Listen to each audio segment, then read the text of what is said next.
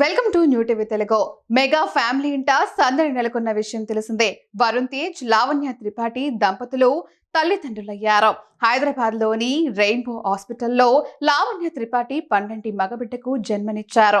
ఈ విషయం సోషల్ మీడియాలో వైరల్ కావడంతో అభిమానులు ఈ జంటకు శుభాకాంక్షలు తెలియజేస్తున్నారు. మరోవైపు ఈ విషయం తెలుసుకున్న చిరంజీవి కూడా మనశంకర వరప్రసాద్ గారు సెట్స్ నుంచి నేరుగా ఆసుపత్రికి వెళ్లి వరుణ్, లావణ్యలకు శుభాకాంక్షలు తెలిపారు.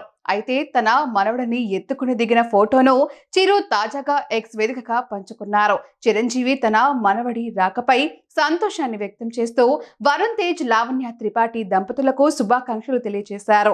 కొన్నితన కుటుంబంలోకి మరో వ్యక్తి వచ్చారు. ఈ చిన్నారికి నూతన ప్రపంచంలోకి స్వాగతం. తాతయ్య, నానమ్మలుగా ప్రమోషన్ అయిన నాగబాబు, పద్మజలను చూస్తే చాలా సంతోషంగా ఉంది.